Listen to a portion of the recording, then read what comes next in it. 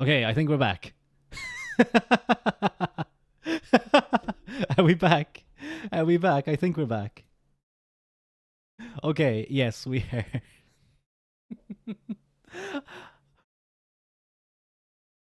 Oh no. Thank you so much, Clever, for the 5 community subs. That is incredibly appreciated. Thank you so much. That means a lot. Thank you. The penny was just a harbinger of things to come. But yes, apparently you broke my stream by gifting me money. I don't know why that happened. That might have been just funny timing. Although my Wi-Fi didn't die in any fashion, so I hope am I back on your guys' end? I should be. I don't know if you guys have to refresh it, but no you don't, ads, no you don't. No, it just tried to sneakily start an ad. Hang on. Tried to start an ad a minute into my stream again after I already did some ads. You ain't gonna get away with that, Twitch. And it would have been 3 minutes of ads too. So but yeah, thank you so so much, Clever. That's heavily appreciated. Uh I'm just gonna put into chat just in case I'm live again. Refresh if not showing. I think I should be visible though. I think I should be around, but that was I think maybe it was some sort of thing with stream elements or something. I don't know. Something funny happened. Oi. Oh no, hang on. I don't think that ad should actually happen because I told it not to. I snoozed it. So we should be okay. Hang on, let me check my own Twitch because no one's responded, and I'm a little worried that maybe it's being weird or something. No, I can hear myself. That's good.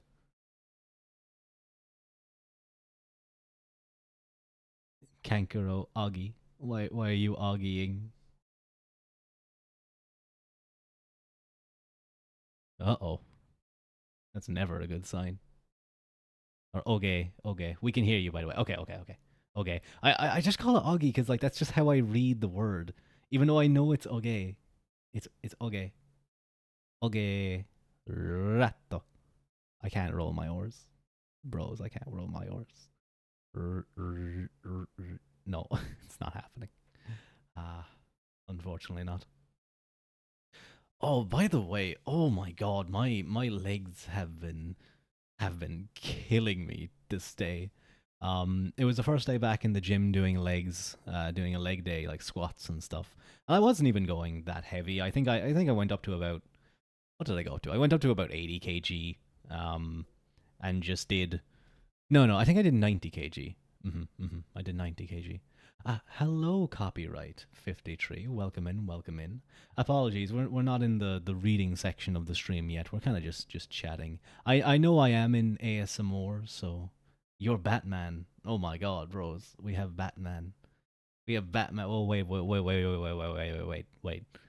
Are you like looking for a villain? I'm not a villain. I'm not a villain, by the way. I know I might look as pale as the Joker with his makeup, but I'm not the Joker. I promise. But welcome in, Batman. You're looking for Robin. Robin. I wonder is anyone in my chat capable of being Robin? Clever. Do you want to be the new Wonder Boy? The new Wonder Boy. You get to wear tights. You get to wear like spandex or some whatever spandex is. I just said that word because tights made me think about that. We're missing the crucial Ruadh Jokerification arc. Yeah, I'll start like. Wait, which Joker? Oh no, my phone is ringing. Hang on, 2 seconds.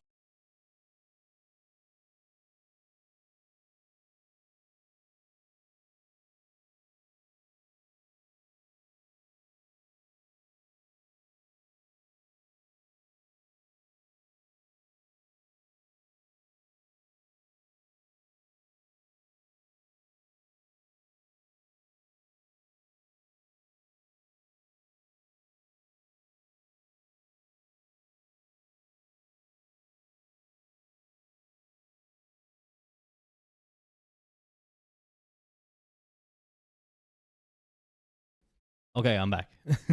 Wait, it didn't give last a lot of gift. Ah, yes, I know.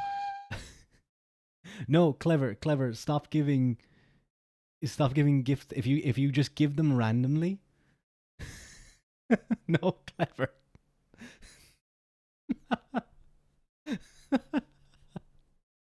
uh, Thank you again. Like, okay, okay, okay. Wait. If you gift randomly, it'll just kind of pick someone at random. Although I am surprised it didn't give Laughs a lot of a gift sub. It should have, because he's often here. So clever. Relax. Relax. You have to click on the name and then it should say like gift sub. Thank you for joining. Copyright 53. Thank you for joining us, Batman. You can wear a cape. I will eventually be wearing a cloak. Was it supposed to be different for the 5 gifts? I think you can't. When you gift a sub and like 5 subs or whatever, it'll give them out completely randomly. And I think there's definitely a weighting where it's like people who are in the stream, followers. Was it supposed to be different for the 5 gifts? The jingle. Oh no, I haven't really set up a. Wait, hang on. I can't even remember because I don't get gift subs and I don't get subscriptions a lot, so I don't think I have a jingle. I actually didn't hear it because I have my alerts down a little bit. Let me put them up a tiny bit. I'm your Zeus now. Oh, you're like one of the Greek gods. Well, you guys over there in Greece, you can do your weird things, your weird monsters. Oh, the Nuggets, the Denver Nuggets won. I want to just let you guys know that I'm watching the. They have about a minute and a no. Well, they haven't won yet. They haven't won yet. I'm just wearing a cape because I'm Batman. I like this idea that like if he wasn't Batman, he wouldn't be wearing a cape. Like you can wear a cape if you want. Uh but yeah, the Nuggets are almost done. Oh,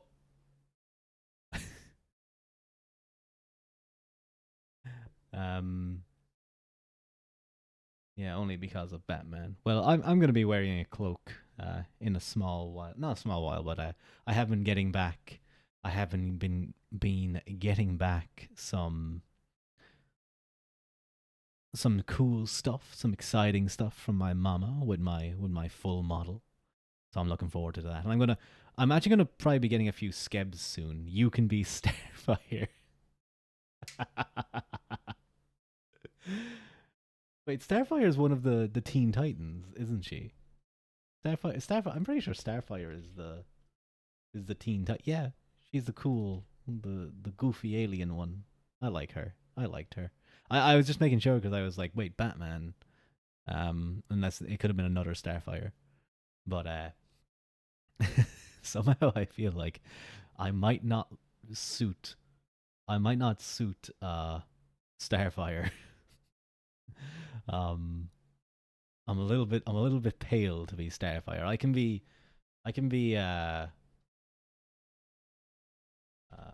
what's her name again? Raven. I can be Raven because I'm pale. I can wear a hood. Yeah, exactly.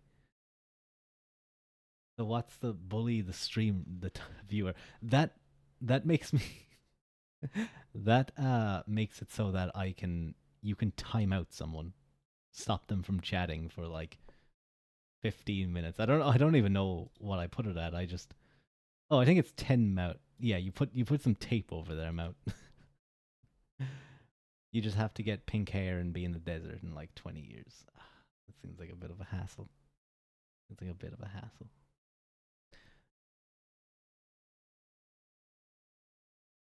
Okay, how long was I? Yeah, so I think at 11 next at this hour, so about 2 minutes, I'm going to begin the reading stream and actually, do the whole. How about trigger requests? So that's if I'm doing ASMR, and I suppose I am doing ASMR. That I'll do whatever sort of trigger you enjoy. So that can be tapping, whispering, whatever it is. Now that is more when I'm doing specific ASMR, and I am thinking of doing that. I think I might do an hour maybe of reading.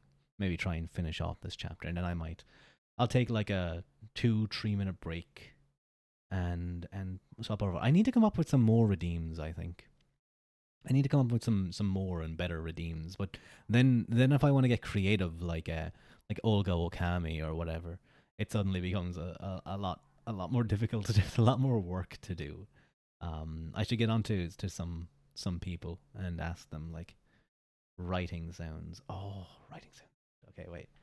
I don't have. Oh wait, I do. I have a copy. I'm taking out my work copy. Not my work copy, but like a work copy. Name pronunciation. You'd like to know my name? Copyright. My name is Rua Uaquilta. Oh, papyrus and oh, that's not that. I might look into getting some. I'm currently out of stock, but maybe getting some of that and using that for ASMR could actually be really good.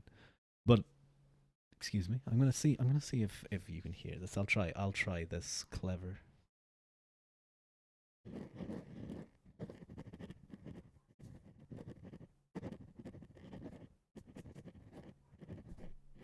Oh, I hit the mic.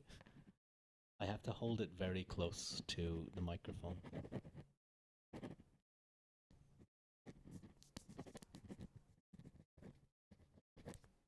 Uh, it would be much more clearer if I was Rua Ua Quilta. Rua Ua Quilta.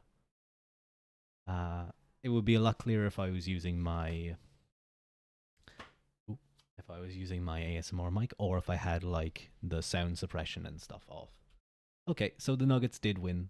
I'm sure Jokic probably got some silly stat line that's goofy. But in saying that, that sounds pretty dope though. Welcome in, Kwai. Welcome in. I hope you're doing well. Lovely to see you. You missed it earlier, Kwai, or clever broke my stream by gifting 5 subs. He crashed my stream. I saw you saw.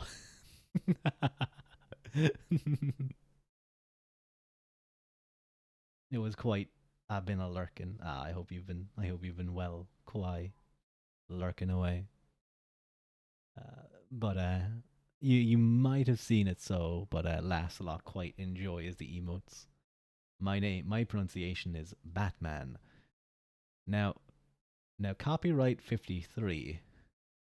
I'm a little confused as to how that's going to be pronounced Batman, but I suppose maybe if you make some of the letters silent, you put in like one or two kind of you know ad, alternative pronunciations to letters, then yeah, maybe you can get to a Batman. So if I want to end your stream, I'll just gift subs. I suppose. I suppose so.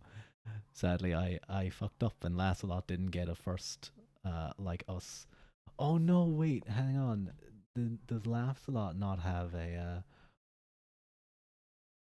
I think it's like the first 10 subscribers, isn't it, or is it the first 5? I'm not too sure. You can maybe check Lancelot if you check first, or no, if you click the star, you might be able to change it. You might have to go into your settings proper, but that's something you can check out later. Because I think it is. Let me very quickly look it up. Twitch first badge is for the first. Ooh, where are we? Let me check.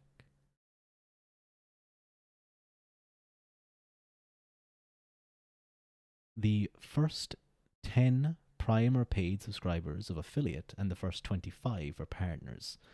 So yeah, I don't have I have 10 subscribed. Oh no, it might have been one of the last times. Oh no. It literally might have been the one additional. It's okay, clever.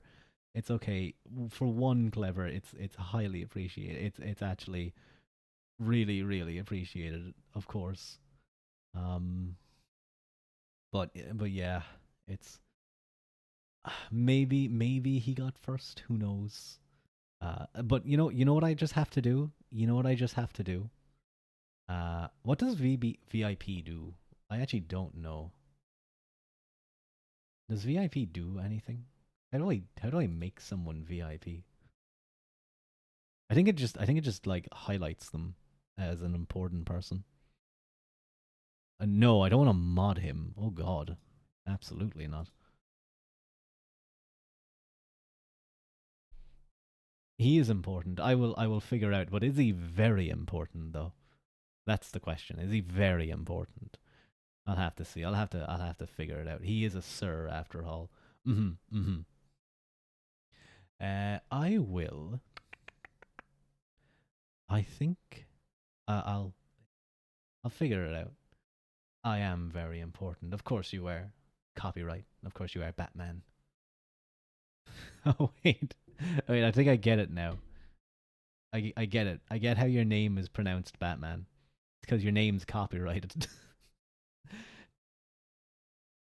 Technically, if I wanted to pronounce your name properly, it would just be a beep. And oh, sorry, I apologize, copyright. I didn't realize you did. Oh, I didn't realize you did the hydrate redeem. Thank you very very much.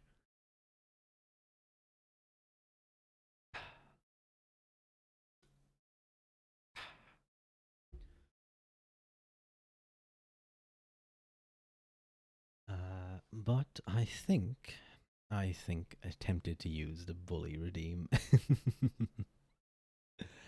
I think what I'm going to do is oh yeah, I was going to say, if we want to get Lancelot his first subscriber badge, all that means is I just have to hit partner. That's all it is. I just have to get my average viewers to be 75, and then and then uh and then Twitch has to grace me with the partner badge. I mean, it's not that hard. It's not that hard getting 75 average viewers. I'm sure I can do it. Like if I could do it in like a day or two or something. I don't know.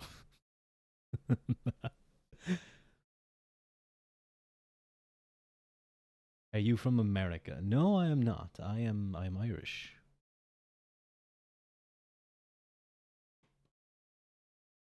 But I think I will begin sort of the ASMR proper. I think we went on a little bit longer because of some, just some nice chatting. But I think we're going to begin the kind of book reading section. Parts of America. America is so huge that they have a ridiculous amount of different landscapes. I must admit, America has some of the most beautiful, like beautiful natural scenery. I'd love to go visit America and go to like the Great Oaks. Wait, was it the Great Oaks or the Great Woods anyway, where they have massive trees the size of like twice the size of a man in terms of width. I'm not talking about a normal tree. Most trees tend to be taller than most men. If there was a guy who was as tall as a tree, like an average tree, I'd be a little concerned. Then they have things like the Grand Canyon and all the other crazy things. You're Swedish. I don't think I've gotten a or like the redwood forest. That's something I'd love to go see. The redwoods. That would be incredible. But Rua is from. I'm from Ireland. Ireland. You know this, Quai. Wait, what are you suggesting? What are you suggesting? Where am I from? Well, technically, no, I'm not from underground. My people just moved there afterwards. They moved into the under the Sheed Mounds. Fairyland. I suppose so. Kinda. I'm half from there. I'm half from the fairyland. Maybe someday I'll take you guys in. There's often it's quite like this, but colorful and purpley. But personally, on my end, I prefer the natural green of this world. From the books, I'm from the books. I'm actually just a story character. You were born in one or the other. I okay, okay. I just had like I just had like the idea of that was a sip, but it reminded me more of a binky, that emote. And I'm like, should I get like a Rua baby emote? I don't know what it would be. No, that's for when I have way more emote slots. Then we can start looking at silly emotes like that. Why is your voice relaxing? Well, that's kind of the intention. The intention of this stream. And I'm going to I said I was going to stream at the next hour, but now it's 10 minutes past the next hour, so I'll finish this and then finish the sentence and kind of go I can technically say I'm from Detroit. Clever's a hard OG gangster from Detroit. He's part of the Bloods, or maybe he's the guy who solved the Crips and Blood War. Anyway, that's good to hear, copyright. Well, we're going to begin our reading stream now. We're going to be continuing looking at Philip II of Macedon. So a pre-gang Detroiter.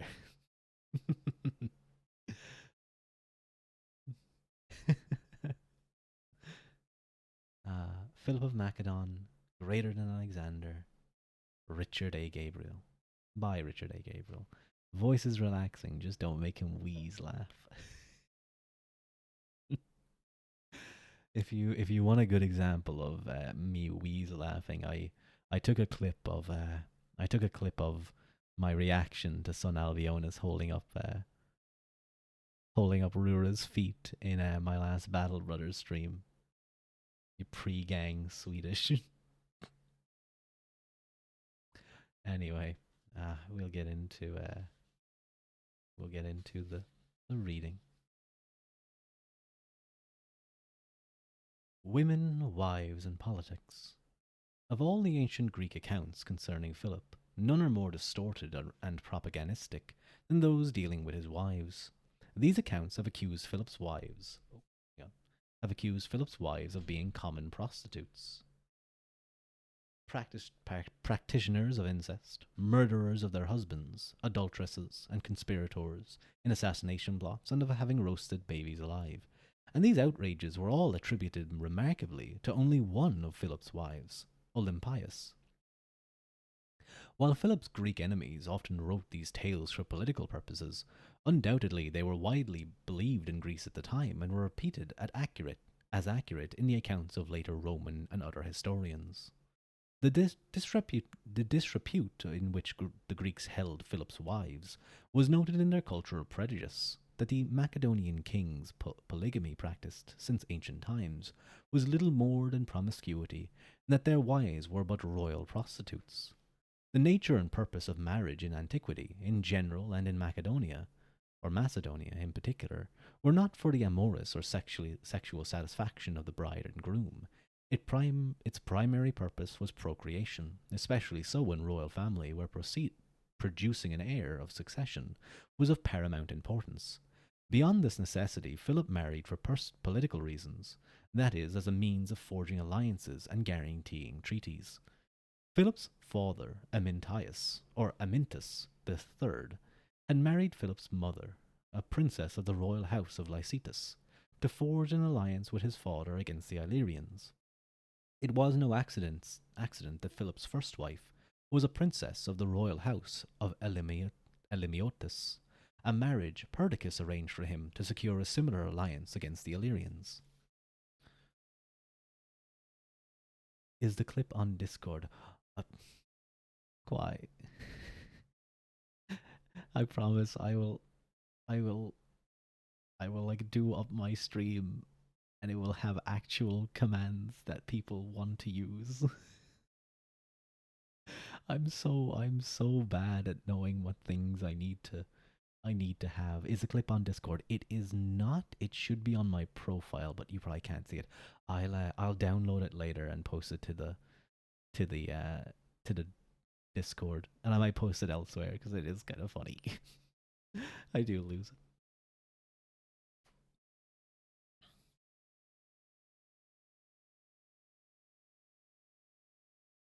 It was said that Philip always married with war in mind. While diplomatic marriages served as an inexpensive and effective means of conducting international diplomacy, it was obvious to the Macedonian kings that a king would require more than one wife. In the royal Macedonian house, however, the most important reason for practicing polygamy was the king's need for healthy male heirs.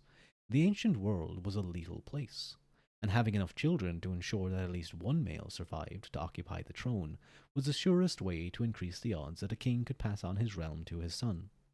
In, in Philip's time, the average lifespan was only 38 years.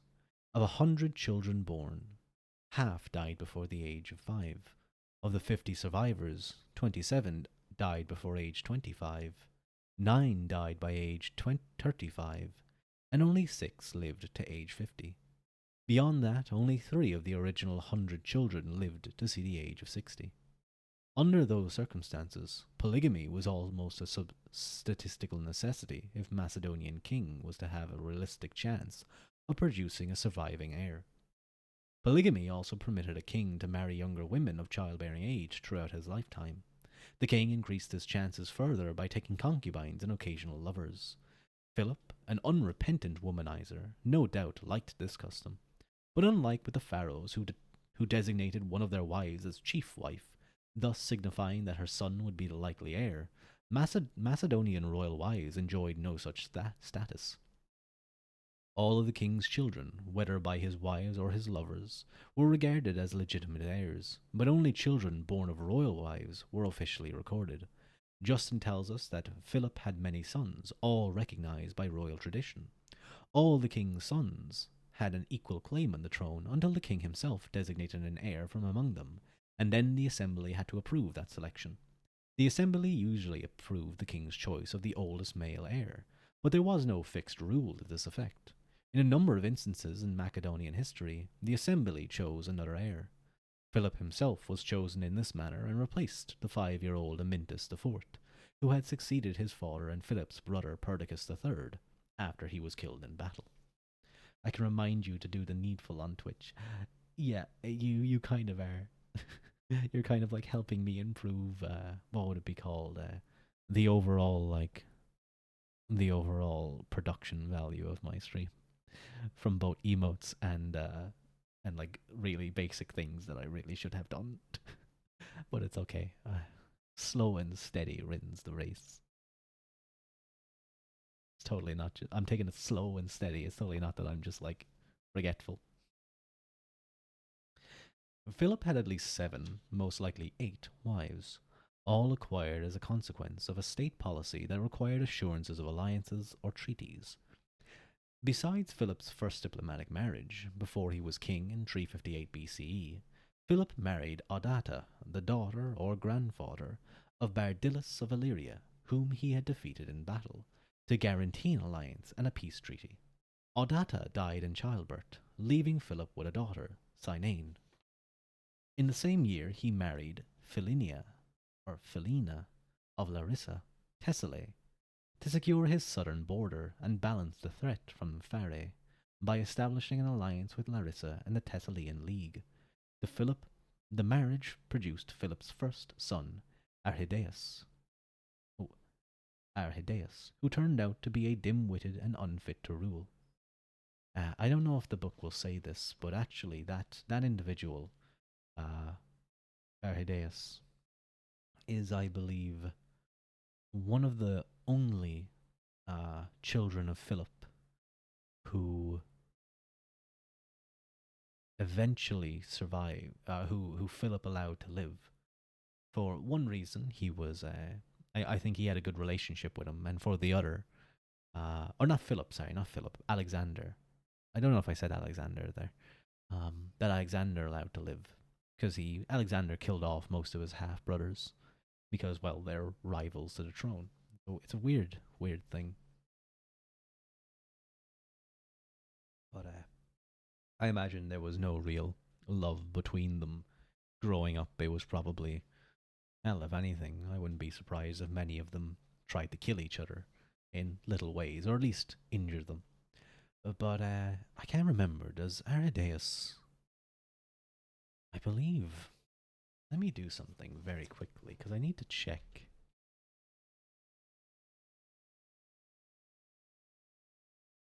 Aridaeus, Alexander, brother of Alexander.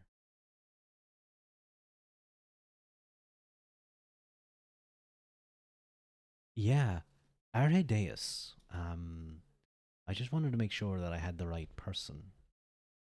It's all about gold and power. Mm-hmm. Mm-hmm. Uh,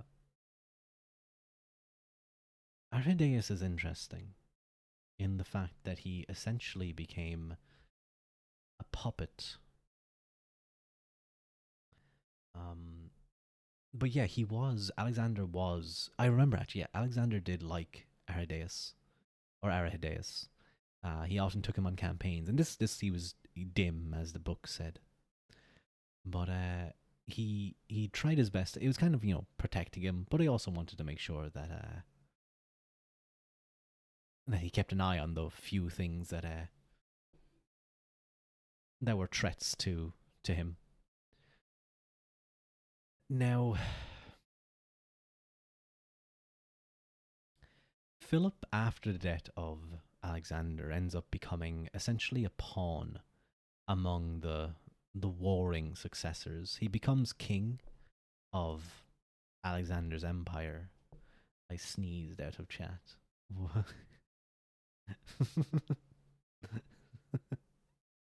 um, what? Bless you, bless you. Darth Vader now, another copyrighted character.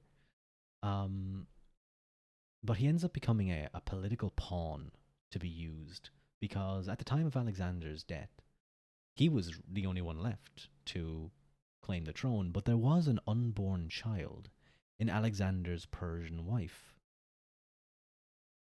And this child was essential. They waited to see, well, they wanted anyway, to wait to see if the child would be a boy, and in which case he would become king.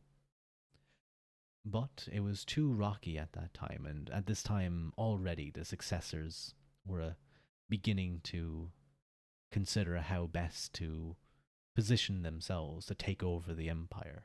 None of them would succeed in taking over the empire, but many of them would take over vast pieces of land. And these were all men who had fought alongside Alexander for years, right all the way from Greece through Persia and into India.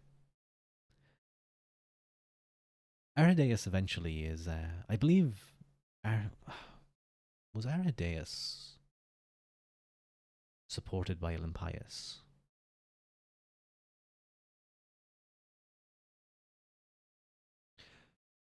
No, actually.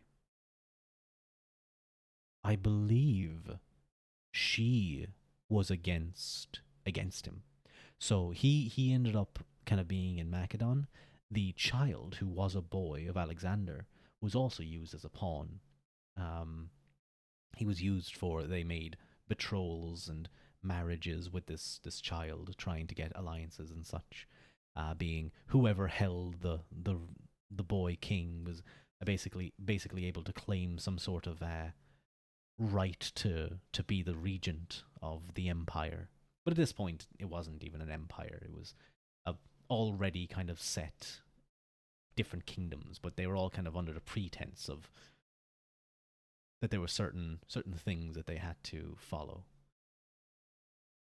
But eventually, Alexander's son is killed alongside his kind of protectors, and Arrhidaeus, I believe, is killed by Olympias. I believe Arrhidaeus dies before the child. Arrhidaeus ends up, he's in Macedonia, I believe Macedonia, with his wife. I think he becomes renamed Philip. He takes on the moniker Philip the Third, uh, and so there was a joint rule situation going on there. So already the empire was going to fall apart, I imagine. Um, but he takes on the moniker of Philip, and Olympias essentially wants to see her grandson on the throne. So she marries, or I think she might marry her daughter off to someone in an alliance, and her and another group of people. I think it's the Epirus. I think it's Epirus who invade Macedonia, and the Macedonian troops refuse to fight Olympias because she was the mother of Alexander the Great. She was who birthed the great god king, the great emperor, conqueror, Alexander the Great. So they had to flee, but they ended up being captured. And due to the threat that Arrhidaeus would be and continue to be, no matter what happened to him, because he was always going to be a way for them to to be leveraged against her son or her grandson. Uh, he was executed alongside his wife. And I believe this is the very thing that later, I think it's Cassander. Is it Cassander who kills her?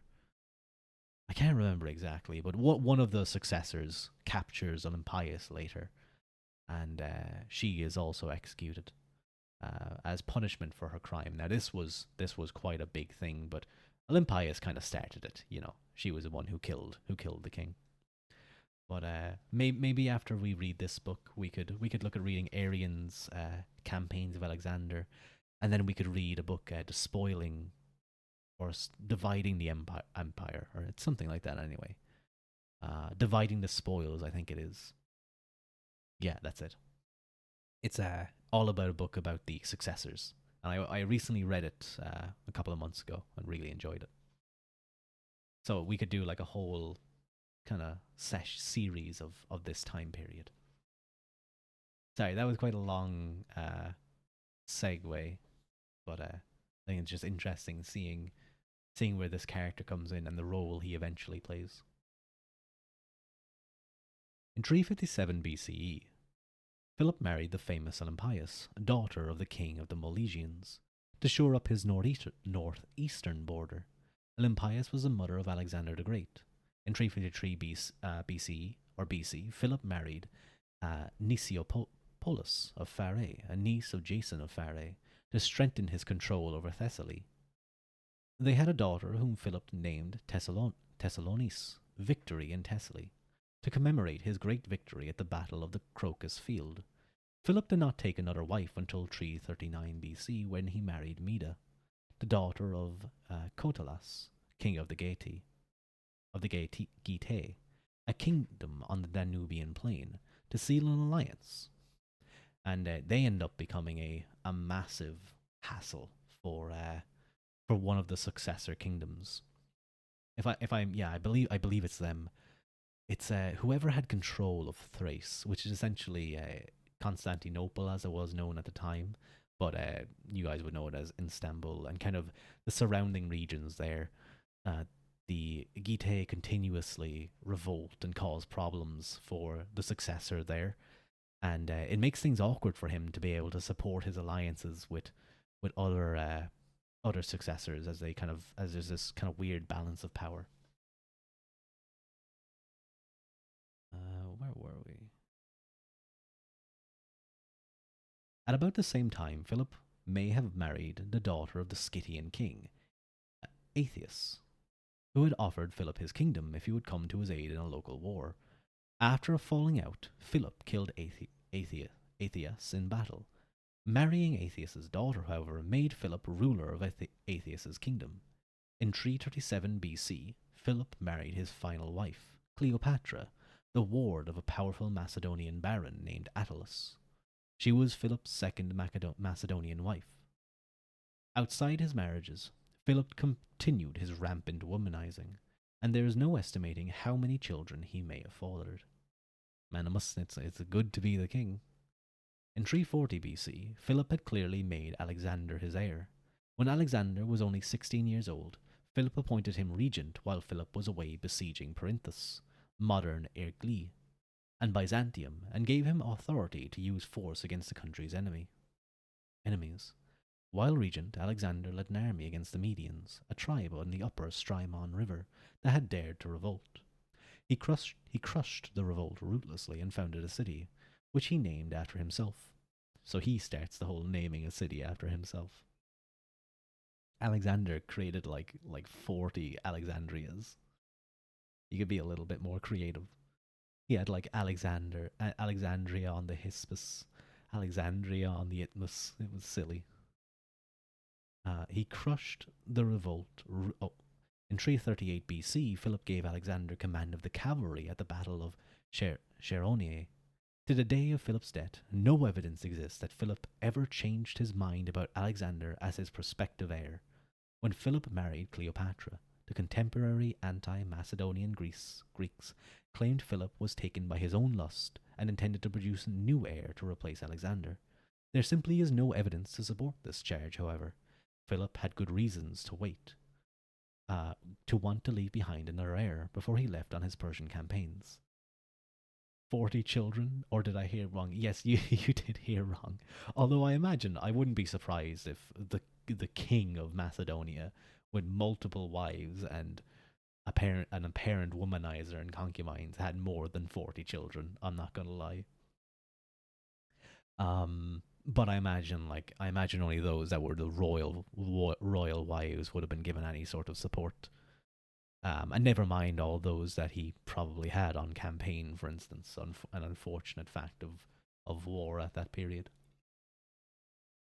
In the basement. I'd have 1/4 as many. Yeah, if I was king, I'd probably have a lot too. But what I was saying, Kwai, was Alexander, I believed, founded about 40 cities. He founded 40 cities. Huh? What? Why? If I'm like king of a region, do I not get to have a harem? Isn't that everyone like? Isn't that anyone's dream to have a harem of people? I'm not a womanizer. I'm not a womanizer.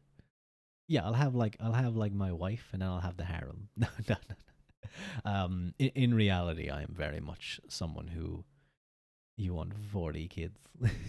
Can't you just imagine them all like running around, and then when I die and they're all fighting over like my kingdom, I get to watch. I get to watch from like whatever the afterlife is. Them all kill each other. Just like, oh my god, wacky. No, in reality, I'm very much someone who wants one, just like clever, one wife, one love of my life, who I can claim as my wife, and we can have a wonderful life. Uh, what's another word that rhymes with wife and life? Uh, welcome in, D. How are you, D? Still the duffel chitted kids, maybe strife. Yeah, and then we'll avoid all strife because me and my wife, the love of my life, will have everything good. um, well, welcome, Indy. It's very nice to see you. I hope you're doing well. I hope you're doing well. I hope your streams have been fun recently. Um, oh, I wanted to say because I saw.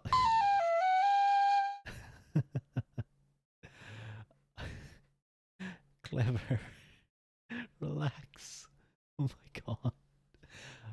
Thank you again for the gifts of. Oh no, I'm gonna have to. I think I'm gonna have to figure out a better one because that's the same follow theme. For the follower team, I think I could find a better one for the subscription one, but I didn't expect to be getting so many gift subs. 8. Oh my god, clever! You're going wild. Thank you again.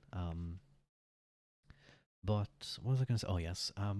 One of a streamer and a tuber who you guys might remember pops around every now and again by the name of Sunny Calico. Um, Sunny, you're secure in your finance. That's really nice to hear, Clever. I hope that financial security continues well into life. I don't know if giving money to me is a sound financial decision, but thank you. You're helping me be secure in mine. But Sunny recently posted on Twitter that she's decided to graduate. So she isn't going to be around anymore, at least under the moniker of Sunny. I don't know if maybe we'll see her again under a different name, and we just won't know. But I am a little bit bummed about it because I enjoyed catching Sunny's streams when I could, and Sunny was really nice as well. I enjoyed watching her and enjoyed having her in chat. So yeah, graduations are always sad, and I've seen quite a few. Thankfully, no one that I've been close to. And well, I wouldn't say that I was close to Sunny, but you know, she was someone I watched and someone that I appreciated as another streamer and someone I knew. So it's definitely sad in that fashion. But I think from the way she kind of went with stuff, she's still gonna be around maybe, but just under a different moniker. Uh, but yeah, it is unfortunate, but I do hope I see her around in some way. But it's just just the way things go sometimes. Uh, I don't know what I'll do when certain people graduate. I'm gonna be distraught, absolutely distraught. I'm gonna be crying. Best wishes for your friend. I'm sure she'll be fine. I sent her a little thing, little message on Twitter, just to let her know, that I hope things go well for her and how nice it was to see her. But I know for a fact I'm going to be bawling when some of the people I watched graduated. You fully grieved. I know it's because it's like you lose a you lose someone. You genuinely lose, and even if they're going over to some different, like say it's like Mista, for instance. Mista graduated, and now there's a guy who seems to sound a hell of a lot like him and is very similar to him over in V Shoujo. I think they're two different people, but it just happens to be that someone exactly very similar to Mista showed up. But even if that happens, you're still not seeing, the person that you initially fell in love with as your Chuba, as your Oshi or whatever. I'm not saying Mister was my Oshi. I enjoyed his stuff every now and again when I checked him out, but it always does hurt. I'm gonna be. Don't worry, guys. I'm not gonna be graduating. I'm gonna post a big white page with black text on Twitter in like a month or two, but it's literally just gonna be me like talking about like the most random stuff, and I'm gonna scare all of you. Yeah. That's like the most terrifying image, isn't it? That's like the most terrifying thing to see your Oshi post. Don't do it. I'm gonna do it on April Fools, or maybe a couple of days before April Fools to catch you all. I'm gonna have it's gonna you're gonna see it, then you're gonna zoom in, and it's gonna be me like being like, "Here's what I had for breakfast today, and here's why you should have it too." Or I'm gonna be like, "Oh, actually, that reminds me. I need to do a big response to another VTuber named Parsecs. He posted a very interesting uh, kind of thought experiment on his Twitter, and I want to respond to it. I can't remember exactly how it went, but I kind of had some ideas as a way to. It was kind of on the stuff that we talked about with like consciousness and identity. So you guys might see that on Twitter later. It'll probably be like a 20 well, not 20, but like it'll be a couple of tweets. Maybe post twice in the lead up to April 1st, and on April 1st hit him with the punchline. Yeah, hit him with the punchline.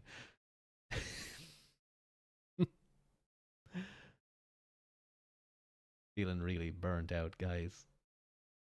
Yeah. Yeah, that's exactly what I'll do. I'll be really despondent on stream as well. I'll do like a big sigh right before I end stream, and you'll hear me like end stream and say bye, and then My mic, I'll pretend like I muted my mic, and I'll be like, oh, this is really getting boring, or this is really getting tough or something. I don't want to do this anymore. That's what you guys will hear.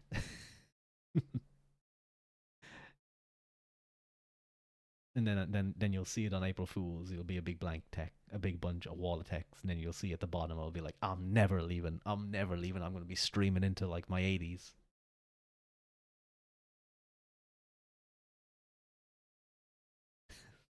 Anyway, let me get back to the book. Let me take a sip. My water bottle is empty, but I have a can of Coke next to me. Coke Zero. It's not empty, but it's like the water's low enough, too low for my straw to reach. It's very annoying. Justin notes that Philip had many sons, all recognized by royal tradition, but of these some died in war and others accidentally or of natural causes. Only two, Alexander and Arrhidaeus, were still alive in 337 BC. Surely Philip intended to take Alexander, who had already been exposed to the battle in the Balkans and Chaeronea, or Chaeronea, with him to Persia and join the greatest military adventure in Greek history. Philip's only other royal relative, the nephew Amyntas IV, seemed content to continue his life of ease and had no royal ambitions.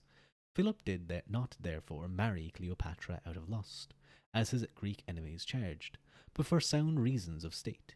He intended to sire a royal heir in case both he and Alexander were killed in the Persian campaign. If Alexander survived, any son of Cleopatra would be far too young to challenge Alexander's already well established claim to succeed Philip. Alexander had nothing to fear from Philip's infant son, and the Greek historian's later accusation that this fear incited the conspiracy to murder Philip is therefore without merit. I look forward to the back in my day 80-year-old Ruadh. Well, I'm going to be. When I said 80s, I meant like my 8,000s, by the way, because I'm already like, over almost 2,000 years old. Of course, I'm from the second or third century. It's a little confusing because we weren't really keeping track of things back then. We didn't even know that it was that century. We only found out about that in like the fifth century when Saint Patrick came over. There was another guy, but he didn't really do much, and I was too busy. I was too busy having fun. When Alexander prepared to leave for Asia, his two oldest advisors, Parmenio and Antipater was one of Antipater is probably the one successor that was genuinely seeking to help maintain the empire. If he was the primary person, but he wasn't on the campaign with Alexander. He was basically minding Greeks and putting down revolts and all that, while Alexander was off conquering the world. And his son ended up taking over Greece and sort of becoming the anti-Parid, I think it's called anti-Parid kind of leader. After Antipater died, he named a different person to take over as regent, essentially, of Greece, because Antipater was genuinely loyal to Alexander and his family, I believe. He saw through three kings, Amyntas III, Philip II, and Alexander, and then he passed away at the ripe old age. I'm glad that he didn't get killed, but his son, Cassander, ended up feeling very much slighted at this and raised an army to take over Greece. And he did succeed, and then he was eventually pushed out.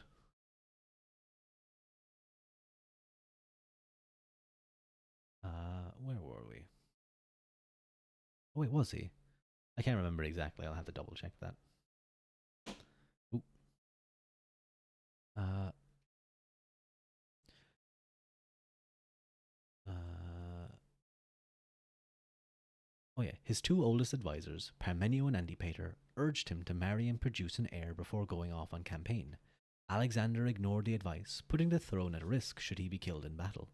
Alexander later married Roxanne of Bactria, but she was still pregnant when he died, and that was who gave birth to Alexander II. Well, Alexander's son. Breakfast, nice, quiet. Hope you have a nice, tasty breakfast. Following Macedonian tradition, the assembly appointed Alexander's son king while he was still in utero and placed Roxanne under military guard until she delivered. The boy was born in August 323 BC and became king along with Alexander's 35-year-old half brother Arrhidaeus, who was mentally deficient.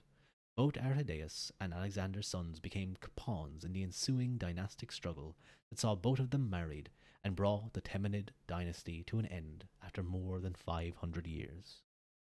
Isn't that wild? 500 years of. Well, I believe with the Temenids it was about 300 of them being rulers of Macedonia, but another 200 of being quite strong as well. And they die after, just after their greatest, well, second greatest individual, Alexander, that is, with Philip coming just behind the greatest, supposedly, as this book argues. A lingering question concerning Philip's wives is the identity of the one buried with him at Vergina. According to forensic findings, the cremated female skeletal remains, washed in wine and wrapped in purple cloth, were contained in a gold larynx similar to that containing Philip's skeleton. They are the remains of a young woman between 23 and 27 years of age. Since all but 3 of Philip's wives were either dead or much older when he died, the remains can only be those of Cleopatra, Meda, the princess of the Getae, or the daughter of Aetius, the Scythian Philip may have married as a means of legally accepting rule over Aetius's kingdom. After Philip's death, however, Alexander's agents murdered Cleopatra's guardian, Attalus, who was then posthumously condemned by the assembly. Under Macedonian law, Attalus's entire family, including Cleopatra and her infant son, were executed. So, as you guys can see, and I believe a lot of this was by encouragement from Olympias. Olympias was a cold, cold woman. Ruthless. Incredibly Machiavellian. She probably would give Machiavelli a run for his money.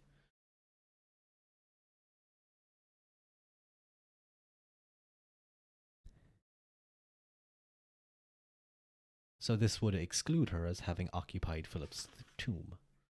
The artifacts in the tomb also point to Philip's Scythian wife. The tomb contains a golden goritos, a combination bow case and quiver containing bronze arrows that were not suited for practical use.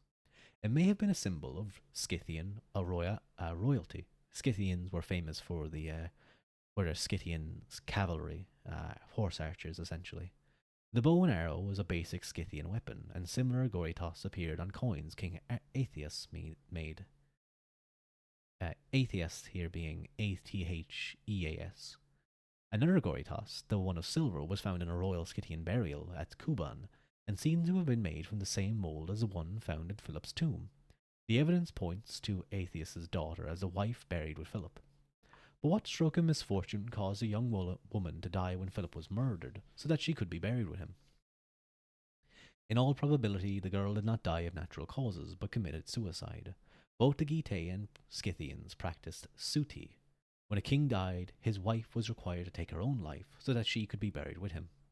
Philip had probably brought his Scythian wife to Macedonia in 339 BC, where she lived until Philip's death, at which point she chose to observe her native custom and was buried with her husband as a true wife of a famous king. Would you guys do that? If you guys were married, would you? No, I wouldn't. I would wait. Because there's things that can wait before you're reunited. Personality. No writer in antiquity has left an unbiased description of Philip's personality. Only Justin and Diodorus came close, who both basing their accounts on sources that were his contemporaries. Most Greek sources, by contrast, portray Philip negatively. In these accounts, he is regularly portrayed as an aggressive, hard-drinking, combative, cowardly, dishonest, and cruel breaker of oaths, and as a womanizer who occasionally had homosexual relationships with boys. And that's it's interesting that they would do that. When like there's this whole thing that such things were like commonplace in Greece, but like there's this sort of weird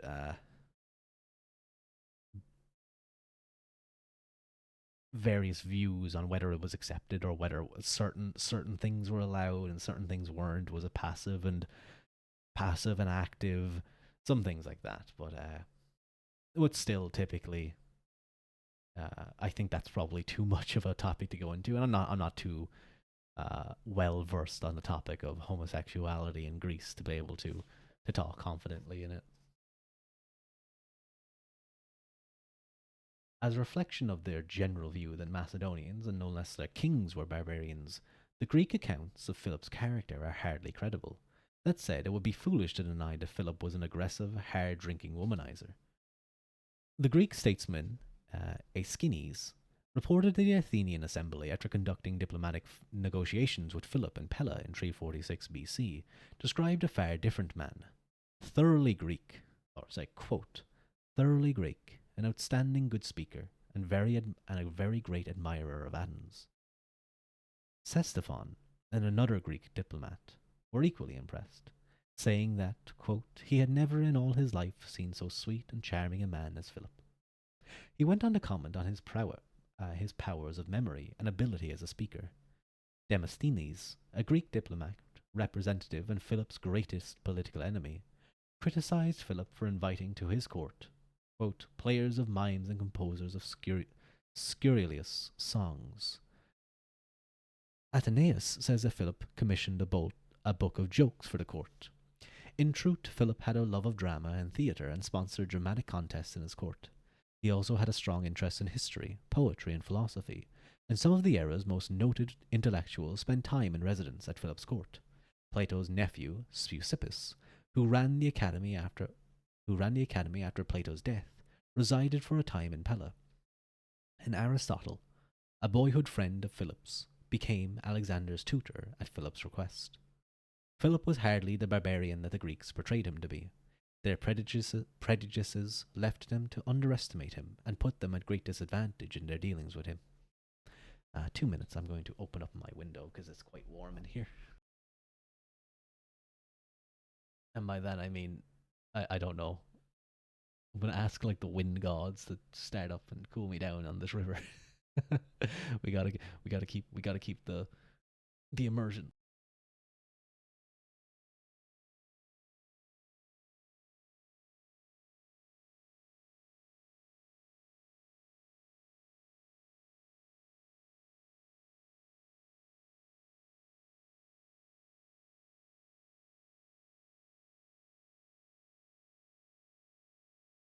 Okay. Philip was intelligent, educated, and experienced, and he brought those qualities to bear upon any problem he faced. He possessed an extensive knowledge of the Greek city states, including their histories and political dynamics. He respected Athens for its history and culture, while loathing the democratic system that paralyzed its will. Philip was an affable man who laughed easily and was always outwardly responsible or reasonable when dealing with the representative of the Greek states. His regard for education is evident in the liberal education he provided for his son and a companion son at the Royal Page School at Pella, a kind of military academy boarding school where the sons of important persons were educated along the Greek model and trained for military services. There is evidence, too, that Philip may have established similar schools throughout Macedonia to educate officers for the militia and provided them with military training. I believe Alexander was tutored by Aristotle as well. By all accounts, Philip was a superb diplomat, quote, charming and treacherous at the same time, the type that promised more in conversation than he would deliver, and whether the discussion was serious or light-hearted, he was an artful performer. He was an excellent speaker who could sway men with his words. After the Illyrians killed his brother Perdiccas III and destroyed the Macedonian army, Philip, quote, assembled the Macedonians in successive meetings, and stimulating their valour by skilful address, he renewed their confidence. In 353 BC, after his defeat at the hands of Onomarchus, Philip rallied his troops once again with his oratory. Justin notes that Philip, quote, was possessed of eloquence and a remarkable oratorical skill, talent and full of subtlety and ingenuity, so that his elegant style was not lacking fluency, nor his fluency lacking stylistic elegance. Apparently, the man could persuade almost anyone of anything.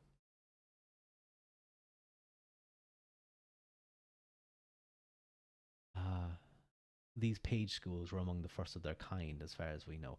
I was going to mention. I'm pretty sure the book goes into this a little further, but this was a huge aspect that really does help any sort of long lasting or kind of big kingdom that institutes these systems for training up of officers and skilled noblemen. It's a very important aspect because you get an elite group of well educated, well capable, skillful officers, diplomats, uh, treasurers, what have you, all valuable skills that are needed.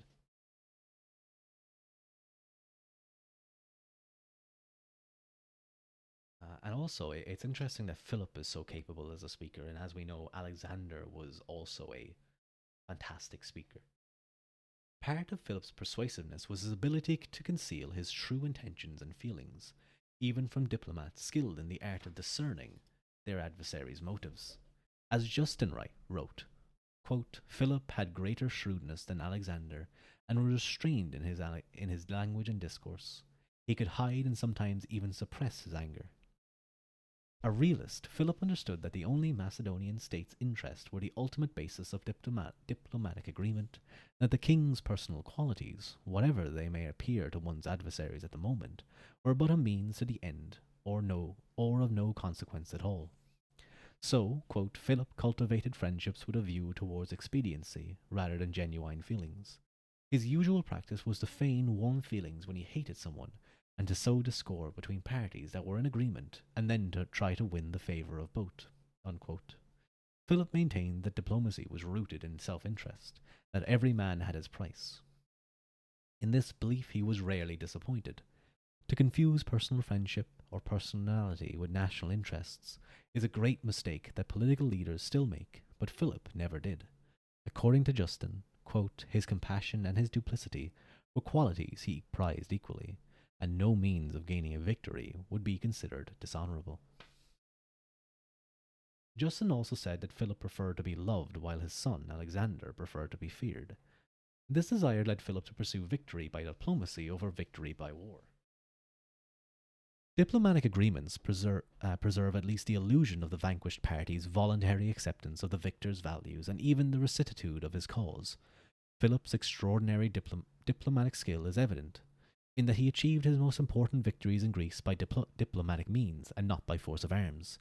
His election as Archon of Thessaly and his appointment as a member of the Amphictyonic Council, the supreme religious authority in Greece, as president of the Pythian Games, as commander of the Amphictyonic army in the Fourth Sacred War, as hegemon or commander of the League of Corinth, and as strategos autokrator, as commander in chief of the armies of all the council states after his military success at Chaeronea. All were great diplomatic achievements. Of course, they were always backed up by military prowess too. That's always something important to note. Much of Philip's diplomatic success is traceable to his well developed political instinct and patience, and his belief that war was only one of the many tools that the statesman brought to the game of politics. To be sure, Philip was a brilliant negotiator and beguiler, and never one to correct his adversaries' false impressions of what was promised and what was not. But statesmanship requires more than intellect and skill. A statesman must have the courage and self confidence to undertake the bold actions that his intellectual assessment of the situation demand. And Philip was certainly brave and self confident. Philip's ultimate goal was nothing less than the transformation of the semi feudal Macedonian state into a regional superpower, a task of such magnitude that most men would have shied away from even attempting it. He succeeded admirably against all odds because he had the courage to try. Although an excellent diplomat, Philip thought of himself as a soldier first, and as much a hero as any in the Iliad. He felt most at home with his troops and loved being in their presence. He ate the same food, wore the same simple homespun clothes, and carried no insignia of rank, and his men addressed him by his first name. Philip, just as the commanders in the Iliad, was a muddy boots general, a commander who took the same risks as his men and suffered with them. Having survived 5 wounds in battle, he no doubt instilled confidence in his men. Most of all, Philip valued his men as fellow soldiers and comrades, and did not consider them only as a mean to his ends. He protected them, paid and fed them well, promoted common soldiers to the highest ranks when their bravery deserved it, recognized the heroism of individual soldiers in military assemblies, and sent pensions to their widows when they died. Veterans were given land upon which to live, and retained the right to vote in the assembly. Philip knew the secret of successful military command. Men cannot be managed to their deaths. They must instead be led by competent and brave officers, and trust that they will not be squandered by carelessness or incompetence in marginal military adventures. Philip used his troops sparingly, and always sought to reduce the danger to which they were exposed. Whenever he attacked a city by storm, he sent his paid mercenaries into the streets to do dangerous hand-to-hand fighting, and kept his own Macedonian troops safely apart from the street fighting to reduce their casualties.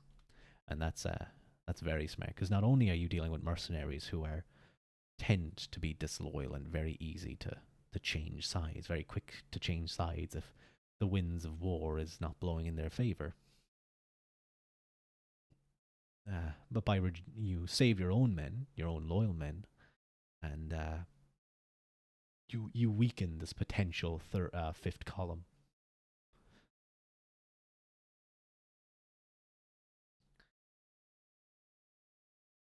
Where were we? Philip was a Homeric warrior in every sense, including the important sense that his fellow soldiers were as valuable to him almost as equals. It is often overlooked that Philip was a conscientiously religious man and respected oaths, religious rituals, and sacred shrines and the worship of gods. Philip was not only his people's king, but also their chief priest and religious leader, who sacrificed daily on their behalf. He believed fervently in his special relationship with Zeus, maintained the cult of the Temenid family, and worshipped his ancestor Heracles, the son of Zeus. The Greek historian Ephorus is insistent that Philip's reverence for the gods, Eusebia, or Eusebia, was genuine and sincere. Philip's religious observance had practical implication for his politics, and he regarded those who did not keep their oaths, those who violated shrines, and those who took up arms against religion as blasphemers deserving harsh punishment. Greek treaties commonly required the parties involved to swear oaths. In numerous cases, Philip required the oaths be sworn at a religious shrine and the written text be deposited in the temples. Philip regarded the religious sanctions of those oaths as sacredly binding and reserved severe punishment for those who violated them. Philip often treated the populations of cities he captured humanely, and, by the standards of the day, was not a bloodthirsty general. But when the city of Olynthos violated its treaty with Philip, which had been sworn in the religious manner, he destroyed the city, turned his soldiers loose on the population, and sold the survivors into slavery. Philip also regarded the violation of a shrine as sacrilege. When the Phocians seized the temple at Delphi and stole Apollo's treasure, the Amphictyonic Council declared a sacred war against them. When Philip met their army in the battle of the Crocus Field, his troops wore crowns of laurel to signify they were Apollo's savior.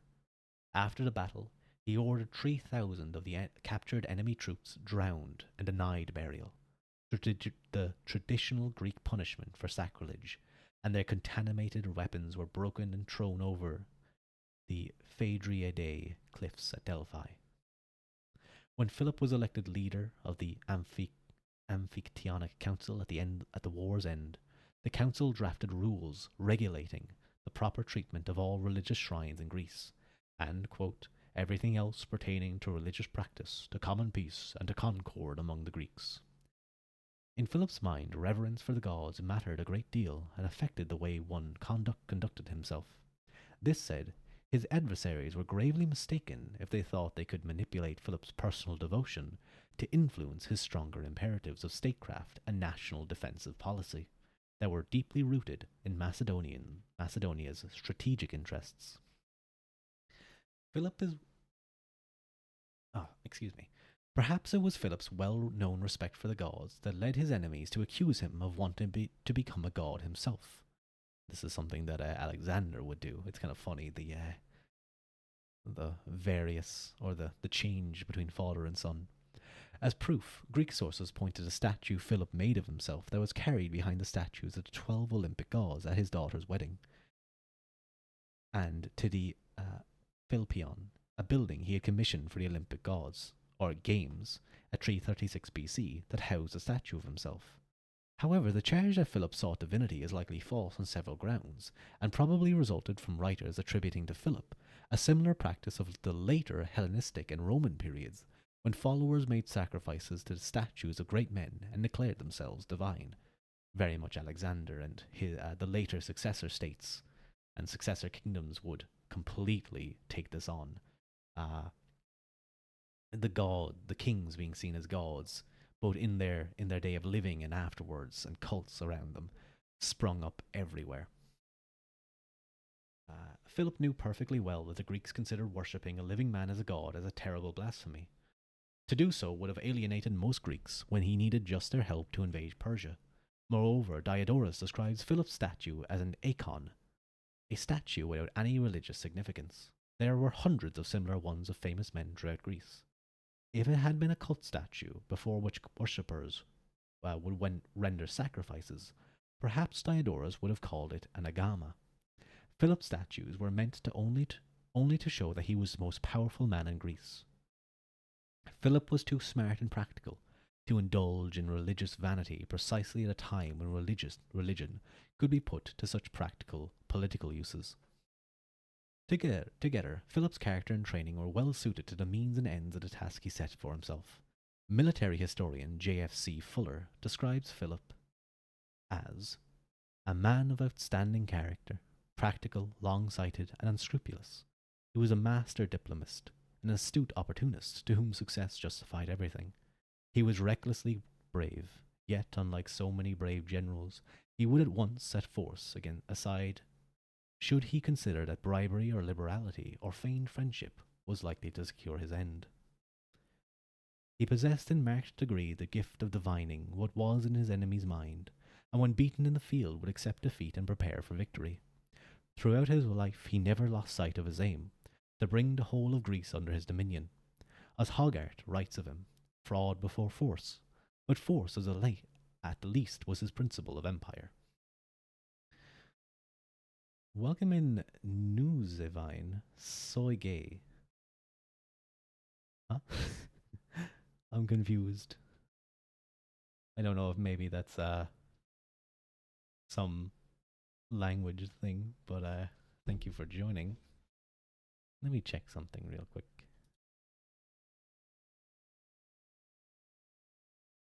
Maybe if I type in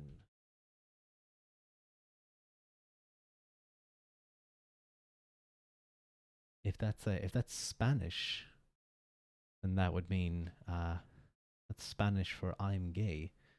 So thanks for sharing, Newsvin. As in that the Spanish is translated to I'm and gay. So I hope that's a good thing for you, Newsvin. Welcome in.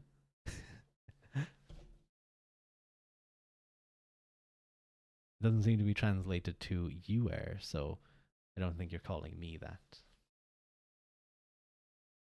In like a mean way.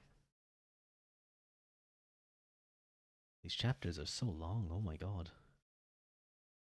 When does this chapter end? 32, oh my god, it's gonna take a lot of streams to get through this, I think. Although again I was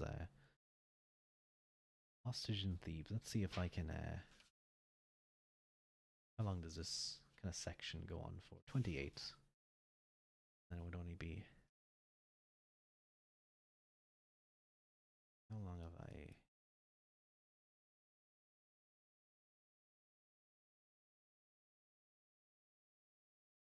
take a sip of water. Yeah, I'll continue reading for another 20-ish minutes. A hostage in Thebes.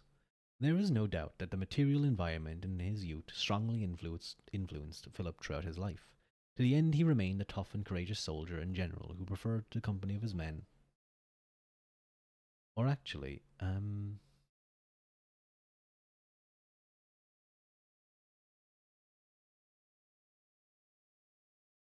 I just checked. I do need to head off.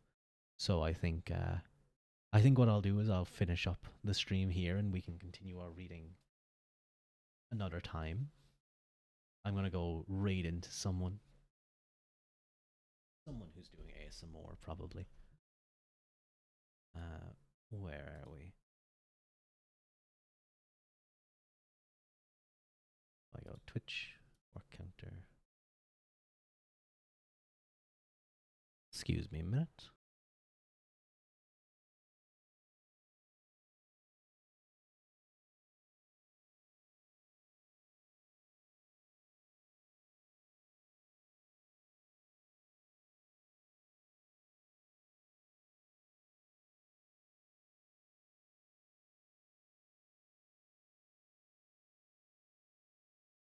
Okay, I think we're gonna raid into Cozy Chew.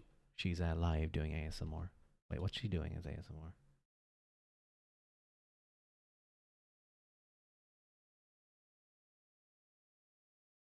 Okay, I don't know exactly what she's doing, but it says cozy cuddle time, so an 18 plus, but that just might be that she does random things. Thanks for the stream. Good stream, lovely vibes. I'll go get my cow stealing boots. Yeah, let's go. And now you guys can use emotes because you guys have subscriptions from our lovely friend Clever. So we'll just go raid. We'll just do like this. Rua raid. So we'll just do this. I think something nice and simple for the moment. So just like spam that. Well, don't spam it, but just do it once. Or we'll raid into cozy.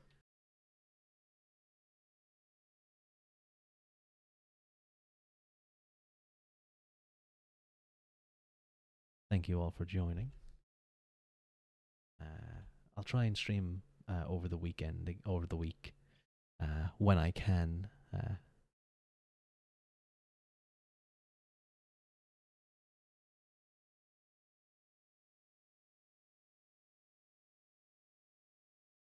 Gorev, uh, sorry, I'm just checking something.